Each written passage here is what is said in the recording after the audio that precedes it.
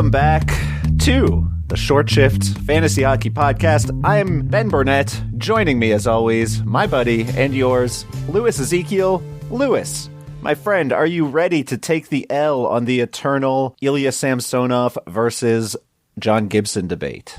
Yeah, and we've got so much to talk about. We can hardly dwell on that for so long. At least Samsonov is getting a start today and is holding down the fort against Colorado, so that is something to be said there. I thought for sure Vanacek might get that third start in a row today, and that would really be the death knell. But yeah, I think I'm about ready to admit my defeat if we're going to see Gibson continue to play well and get a majority of the starts. Volume is king with our goalies. That's for sure. And I mean, in fairness, we got Samsonov in the nets tonight, so we will see how that turns out. Currently leading the Colorado Avalanche. I think it was 4-2 last time I looked.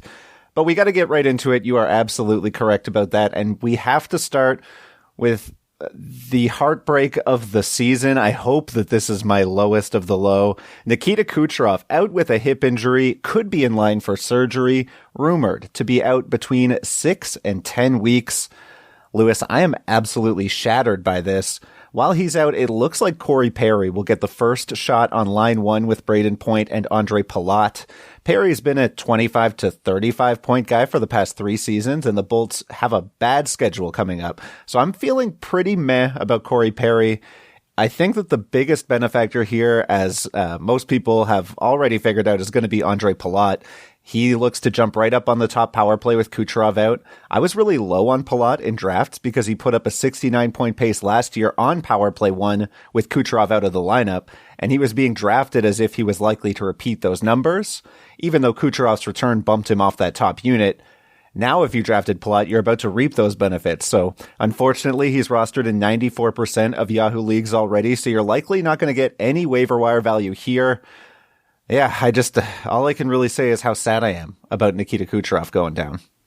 Yeah, it's very tough. I mean, it's next verse, same as the first kind of setup from last year. Any lessons you learned from last year, you can more or less apply them here, except obviously with that third line gone, it really, is going to maybe expose some potential depth issues for Tampa Bay here this season. So last year they were able to get by just fine.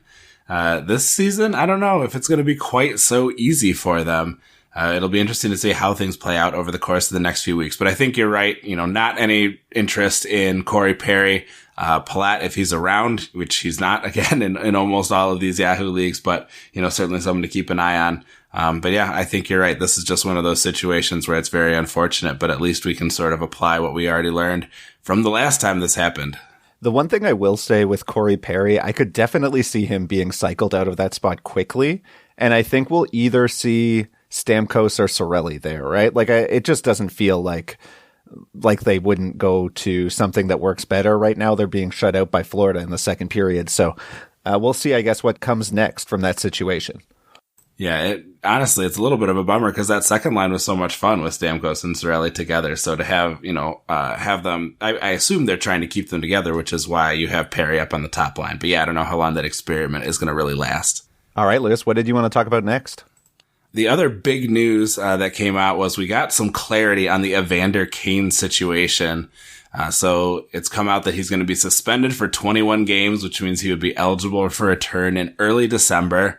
Because he moves to that suspended category, he is not IR plus eligible on Yahoo. So if you want to hold this guy, you have to put him on your roster and just have him burning that hole in your spot until he makes his potential return, which again, it would be early December in the earliest.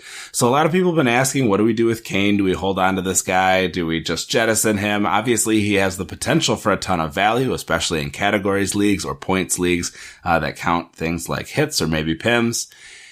I'll tell you what, I am out on Kane, and here is why. We heard over the offseason there were some rumblings from the team that the distractions perhaps weren't worth the hassle of having the player on board. And John Liu from TSN spoke with Coach Bugner and Logan Couture and Marc-Edouard Vlasic about the Kane situation. They kind of expressed their general disappointment. And Bugner said that the team had put it outside our radar. That is a quote. And Couture added that the team, quote, had individual meetings and discussions with players to focus on moving forward without Kane. That, to me, sounds like a team with modest goals that wants to get on with their season and have it focused on the product on the ice, not the issues off of it. Maybe this means they're going to go try and find a buyer for Kane during this quarter season suspension. Who really knows? Obviously, this news just came out, so we don't know what kind of that next move is, but it's hard to imagine that he's not going to have a bit of a trek back into the good graces of the Sharks or whichever team he may end up with. And there's no guarantee that he's going to have the same access and deployment that he would have had as a Shark, or that he might have if he returns with the Sharks. The John Liu article also mentioned that Bugner said he didn't know if Kane would have access to the Sharks facilities, so he may not be in peak condition upon his return either, although, of course, I'm sure he has plenty of other ways that he can get his necessary exercise. All of this is to say that is an awful lot of risk to take on when the only certainty is that he will be providing a dead slot on your roster until December at the earliest, and then beyond that, there are an awful lot of question marks. So for those reasons, I think I would be letting Kane go, or else trying to find someone with a sunnier outlook on his future to possibly take him off my hands for cheap. So you're just straight up cutting ties, eh? I think so. I think it is going to be, maybe it'll be the kind of thing where you can play a game of chicken with your league mates in a few weeks and, pick them back up if things are going really well for you and you're confident that you're going to make the playoffs. But I think the short-term move is just to lose him. I don't think there's going to be a ton of interest from other teams. Let someone else carry that baggage. They'd have him for 4 weeks on their roster, get sick of it and drop him. And suddenly, you can grab him up again at a reduced, marginal cost to your team. Yeah, I'm really not that excited. I just don't see how you bring back a guy who tried to fake being vaccinated. Like, it's just a health and safety issue. Once it gets down to that point, it'd be very surprising to me if the team itself didn't either ask him to stay away or keep him in the press box or out of the facility, just because it's a bit like showing contempt for your coworkers and your teammates' health and safety. Yeah, it's obviously we can delve into the murky waters here quite a bit, but I agree with you that, this is a team sport, and certainly taking the number of steps it would require to falsify this type of information. And they were clear to say that he falsified his vaccination status, not necessarily any documents. But even still, I think that is, like you said, it's playing fast and loose with your teammates' health and safety, and that's no good in the age of COVID. I do want to talk about the Sharks a little bit more because they have an excellent streaming schedule this week. Hopefully you listened to the stream scheme and grabbed Jonathan Dahlen, who Cousin Dave recommended along with William Eklund. Dahlen scored twice in the first period against the Habs already tonight, but honestly, Thursday, Friday, Sunday schedule, 2 off nights to finish off the week. You can either grab Jonathan Dahlen, who's playing top line, top power play, William Eklund, who's also in the top 6 and getting power play time if you are in a deeper league, or if you're in a more shallow league, I'd probably just grab Timo Meier, who was mentioned on the stream scheme as well, or Logan Couture, both of whom are available in 65 to 70% of leagues. Lewis, we are going to take a quick break. When we come back, we are going to get the latest information on Tuesday night's games and talk about a massive performer on Monday night. You're listening to Short Shifts. Welcome back to Short Shifts. Lewis, I am going to run through a few news items from tonight's game so far. It's been a wild night. I already mentioned Jonathan Dahlen on Line 1 Power Play 1 in San Jose, so I'm going to hop right to New Jersey, where Jack Hughes, a player that many people picked as a huge breakout star this season, left the game tonight after taking a big hit from Jeremy Lauzon. Looked like it could be a shoulder injury, which would be a huge bummer for Jersey, especially its power play. Mackenzie Blackwood also hasn't been able to suit up yet this season. He's dealing with lingering complications following off-season heel surgery. Jonathan Bernier has looked fine in the season opening win over Chicago and currently has saved 19 of 20 shots through most of 2 periods against the Kraken. Lewis, I don't know that there's much actionable advice to take with the Jack Hughes injury. Obviously, keep an eye on it if you have Hughes. But would you stream Jonathan Bernier in if you were looking for goalie starts? So that's definitely an interesting one. I do kind of like this New Jersey setup. Certainly, went out and did quite a lot there in the off season. And as someone who has streamed in Tomas Greiss. I think that I can't say that I am someone who has been particularly picky with who I'm streaming in my goalies as long as, they personally have been performing. So, yeah, I think that Bernier is definitely an interesting option. If you like the matchup that you can get, I think maybe don't put him out there maybe against the Washingtons of the world, but there's lots of teams out there that are, running a little colder than sort of that we expected. So yeah, I think Bernier is an interesting potential stream there, especially if you can get a team like the Kraken that does seem, underperforming a little bit. The Habs as well. You mentioned before, San Jose being up on them considerably. They have looked quite disorganized as well. So there's some good kind of matchups that you can work, certainly. And, as we know, Bernier is going to be taking on goal, presumably for any games that are in Canada as well. I think there are 9 of them total that New Jersey takes on, unless, Blackwood changes his vaccination status. So just a few more things to keep an eye on in New Jersey. I do believe Blackwood said he will become vaccinated in time. I don't know. Who cares? But yeah, I think I'm into Jonathan Bernier. It seems like he'll probably get 3 starts this week. So I have him in the cupful to Keeping Karlsson Ultimate Patron Fantasy League, and I'm feeling pretty good about that. Lewis, let's hop over to Florida, who Brian and Elon mentioned on last week's episode of Keeping Karlsson, where Anthony Duclair has bumped Sam Reinhart down the lineup, and Patrick Hornquist took Reinhart's job on Power Play 1. But wouldn't you know it, Sam Reinhart put up an assist from the bottom 6 already tonight, just to make things complicated for all of us who need to make a decision on whether we want to hold on to him. I don't think I'd feel safe dropping Sam Reinhart if I drafted him. Considering his history and his opportunity, I'd wait a few more games before cutting bait. What do you think about Sam Reinhart? Are you ready to cut bait on him already? No, I think that the majority of people who picked up Sam Reinhart, unless you're in a bit of a clown league, had pretty high expectations for him. So I imagine that you invested some significant draft capital in him, and I think it is too early to make any panic decisions here. Reinhart's a skilled player. We've seen him put up, he went on a hot run on a Buffalo team with nothing going on at the end of the year last year. So, we know that Florida is a deep team. We know they have a lot of options. Quenneville was out there talking today, saying, hey, we can flip Reinhart and Duclair and do just fine. I imagine they will spend time, in the middle 6 and in the top 6. So I think, it's the kind of thing where you definitely wait and see and hope that you can sort of reap the benefits. It may be the sort of situation where, because some of this time is getting spread out, everyone's ceiling gets a little lower.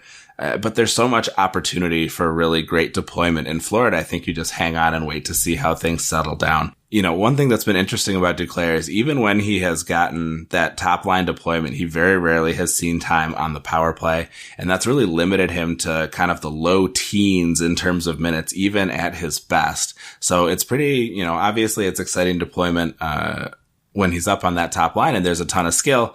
But I do think that he is kind of capped in terms of what he's able to do. We've seen lots of people play on the power play, but the two who have been consistently neglected from that power play time have been Duclair and Mackenzie Weegar.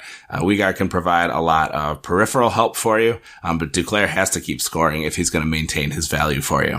What did you want to talk about next, Lewis?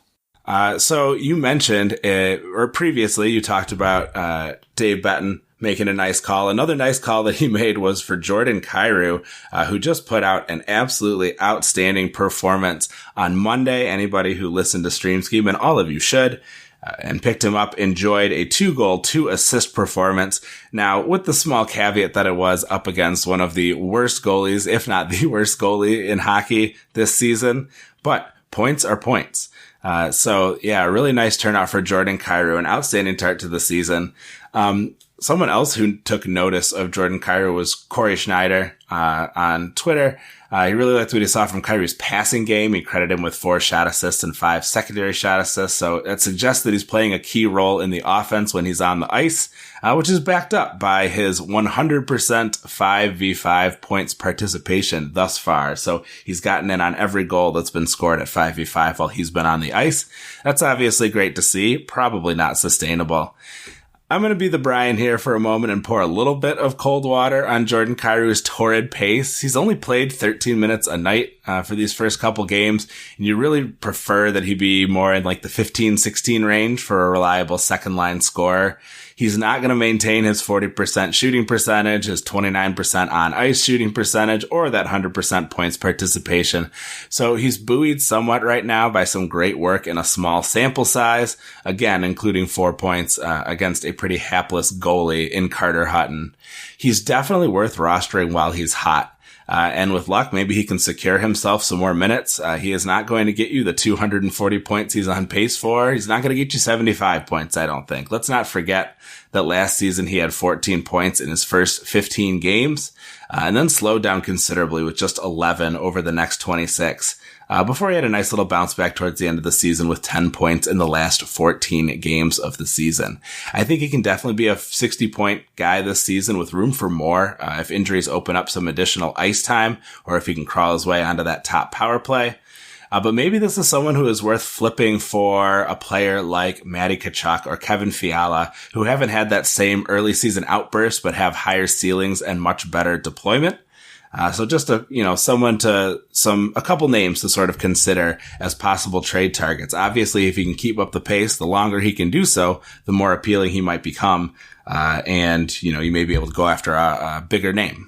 Yeah, I'd agree. I would definitely swap him out if you can find somebody who would have gone in like the top 100 of the draft or something. Matthew Tkachuk, probably you're going to get laughed at for going. That seems like you'd be very lucky to get. Maybe Kevin Fiala, who was, I think, faded a little bit by Yahoo, as Brian and Elon mentioned in their Yahoo ranking list, that seems like a more realistic target to me.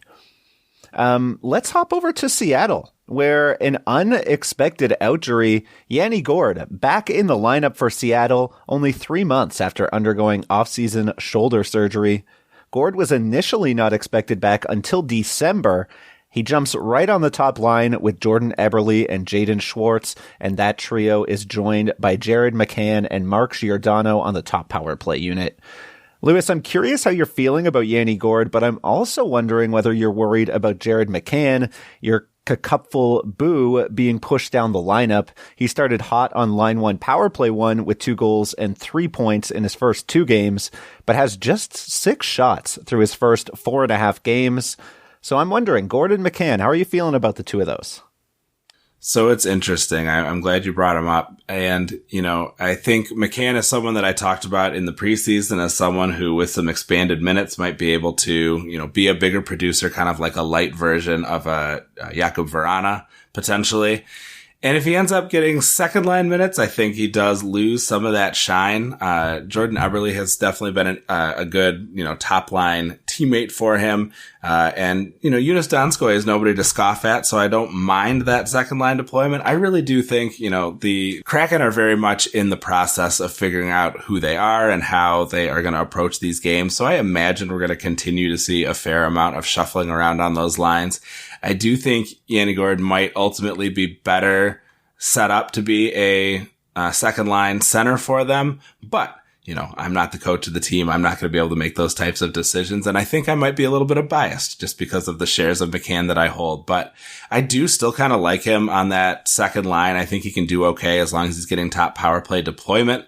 So I'm going to hold on for the time being. Gourde, I'm interested in, in a minor way. We had a question on Twitter about whether we would drop either of Kirby Dach or Trevor Zegras, to put Gourde in the lineup. And I urge caution. I don't think it is time to drop either of those guys. I know that Zegras has been a little bit underwhelming with his early deployment, but, we got to remember he's still a rookie and he is going to have, great opportunity there. So that would be certainly closer. I would not be interested in dropping Dach now that Tyler Johnson, hopefully has been banished permanently from top line even strength deployment. So I would definitely hold on to Dach over Gourde. Would you agree about those two? Interesting. I think that I would prefer Gourde to both of them. I think if that was my roster construction, I wouldn't want to be waiting on both Dach and Zegras. In Dach's case, I'm just worried that the lines are going to shuffle at any point, as the Blackhawks have shown they're very willing to do. I don't really see a reason to trust that Kirby Dach is going to stick on top power play. So I'm still a little bearish on Kirby Dach. I would consider holding on to Trevor Zegras over him, just because I think that if things break right, Trevor Zegras in like 10 to 15 games could be the Mighty Ducks. Like, he just could be carrying the entire team. So he has a bit more of home run appeal to me. But I mean, I could be wrong on Kirby Dach too. I could see that going any way of the three. I could see all three of them finishing in first of those three. I think that Yanni Gourde is the safest, though, and probably has the most realistic upside of the three. Okay, yeah, really interesting. Let's jump over to one last team here for the evening and talk a little bit about the walking wounded over in Pittsburgh. So we got news that Brian Rust is going to be out week to week with a lower body injury. He had a decent start to the season, even though they were missing Crosby and Gensel, his usual line mates. He managed 7 shots and a goal through the first 2 games. In the meantime, we have Danton Heinen on line 1, and Evan Rodriguez has made some appearances taking on those power play 1 duties. You know, Heinen has been really interesting. Obviously, he has scored in each game he has played through Monday. The game, obviously, as we are recording, is pending on 8 shots. It has been a bit concerning to see how wildly his time on ice has fluctuated. He was as high as 18 minutes and 31 seconds on opening night, and then just under 12 minutes the second game versus Florida. He is showing that he can produce in that spot, and that's a spot that will be even more plumb once Crosby returns. That time is to be determined, although at least he was close enough that Coach Sullivan saw fit to say that he wasn't coming back for Tuesday's game, which suggests maybe it wasn't a totally foregone conclusion that it has been for previous games up to this point. If not for the Penguins' crummy schedule this week, I would definitely say go out and grab Heinen. His only remaining game this week, though, is Saturday, which is a very busy slate. And next week is a Tuesday, Thursday, Saturday schedule as well. So you may struggle to line him up. So before you go rushing out to grab this top line Penguin, make sure that he's going to fit into your schedule. But if you can fit him in for a couple games, I think he could be a nice short-term grab, especially if you can grab him when Crosby makes his return and obviously makes that top line deployment a little more appealing. I don't know. I feel like, as somebody who had Danton Heinen for the 2 goals that he scored in the first 2 games of the season, I love you, boo. Danton Heinen shouts out you and me forever. It's like you're betting on a very, very unlikely outcome, I find. I just don't see it with Danton Heinen. I would, unless you're in like an extremely deep league where you can't get somebody who's going to be on a top power play unit, which I think is like, a very deep 14 or 16 team league, I'm probably sticking away from Danton Heinen myself. I'm sorry, Lewis. I had to say it. That's okay. So this is not our usual divide, because typically I am the power play 1 person and you are the top line deployment person. So would you take Evan Rodriguez over Danton Heinen for as long as Rodriguez will hold that power play 1 spot? No, because I don't think either situation is appealing. Okay. So you want somebody who's the whole package. I would rather have Danton Heinen than Rodriguez for sure, because he's been hotter than Rodriguez. So it's like, maybe the hot stick continues. But overall, I think it's a flash in the pan that I would not continue to bet on. And I didn't. I dropped Danton Heinen when he was ranked in the top 25, I think. I think he was ranked 23rd in the Cupful the day that I dropped him, and I haven't looked back. So it's all about that Gourde appeal. He brings it all to the table for you. Yeah, give me Yanni Gourde over Danton Heinen any day of the week. I think I'm with you on that one. Okay, good. That brings us to the close of our show. Thank you so much for joining us, Ben. What a pleasure to be back in the recording booth with you, the way things are supposed to be. Of course, we enjoyed our time working with Elon as well. Be sure to give us a follow on Twitter at ShortShiftsKK, as well as Brian and Elon at Keeping Carlson, Dave Bettner of the Stream Scheme at NHL Stream Scheme. And please visit the great sites we use to research our episodes at Yahoo, Frozen Tools, Natural Stat Trick, and Cacupful.com. Our intro and outro music was created by Pat Roach, and until we see you next time, play smart and keep your shifts short.